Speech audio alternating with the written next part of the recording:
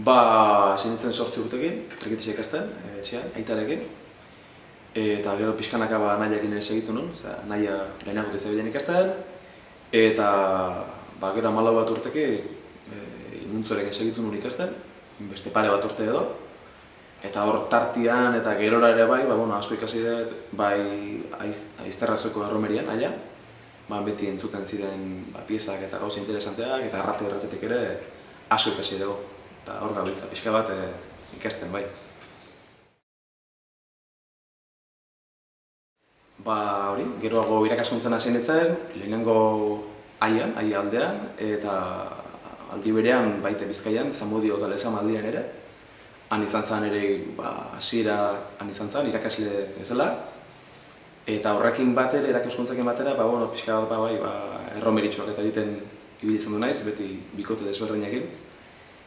Eta, baita ere garai hartan, holako dantza talde batekin ere lotura izan dut beti, eta izaki horrekin, ekintza desberdinak, betiko erromeri klasikoak egin beharrean, beste ekintza tipo batzuk ere egin ditugu, bai atzerrian, hemen inguruan ere bai, taldeak askotzen. Eta, hor zehar gara gehien bat, bai. Pasadizore Matolan, izaten dire lango hainbat izaten dire, baina igual, aipatuko nuke bat aipatzekotan, indine holan ikasten ibilela eta 15-16 urte nituelarik Zarautzen taberna batean lan egiten duen. Eta gogoan dakat Euskal Jai egun batean, ni lanean negoen tabernan, eta Zarautzen aurreko plaza, trekitilari mordua zeuden erromeria egiten, kioskoan, kriston erromeria zegoen. Eta ni tabernan, hori entzuteko gogoz, baina kondenatute. Eta horretzen egin nola betzen nintzen, aitzaki bile, kioskora edo plazara joateko basoen bile, basoak batzera, basoak jasotzera, erromeria ikusteko aitzakilekin. Eta baita ere gogoan dakat, haien txanda bukatu zenean, tabernan etorri zirela zer horretartzera, eta haiekin pieza pare jo nituela, eta niretzako izan zela hori, famoso trikitilari batzukin, pieza batzuk jote izan zen, niretzako izugarrizko poza, izan zen.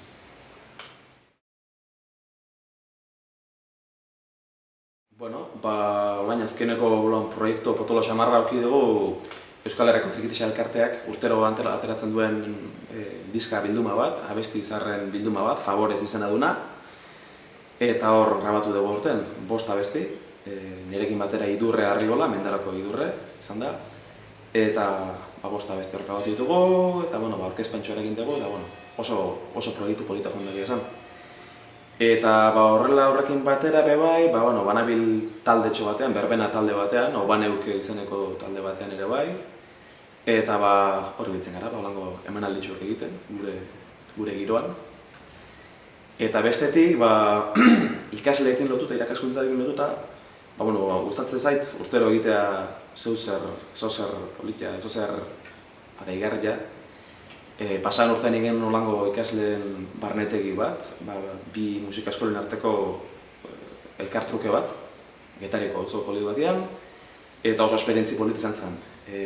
Eta urten egin duguna izan da, maketatxo bat grabatu dugu, ikasleekin. Bakoitzak aukeratu ditu bere piezak, norekin jo nahi duen, bakoitzak komplikatu da nahi duen beste, batzu gutxiago eta beste gehiago, eta horren emaitza izan da, diskotxo bat, maketa xume bat, baina oso politia. Eta oso aberazgarria izan da, gehien bat ikasleentzako. Ze hor ikusten dute, noraino diren gai, edo alegin egin ezkero, noraino iritsi ditzken, eta gero emaitzak ikusita, horrek poza ematen du.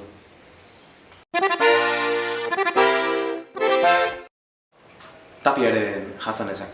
Daukalako uztartze ditulako akorde asko, eta oso aberatza dalako akordetan, hoxe aukeratuko nuke. Imuntzo eta Epelarraren lehenengo diska. Igual izan da lehenengo abestia nire ere kontura ateratzen ezin nintzen piezak disko hartakoak izan ziren. Eta horren beti lotzen eta disko horrekin nire burua. Asti ezaran, igual uztartzen ditulako soinua jotzeko goxotasuna, baina aldi berian bizitasuna edo bai. Kelarra taldeak eman zuen azkeneko kontzertua, segura asko.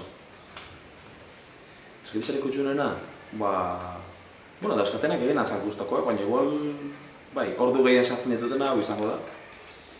Ba, niretzako oso importantea da soinua jotzerakoan taktua. Ikutzen detenen soinu bat, taktua. Badibez, teklaua nire gustuko izatea. Eta honekin, ba hori badaukat, oso gustora jotzen deten. Ni soinu honekin egoneik jotzen, horlaxe egoneik jotzen. Eta disfrutatzen duzu. Taktu oso goxua delako. Eta gero, ba, sonidua ere, ba, nire gustora jarreta dakat, eta bai, hau xoak edateko nuke.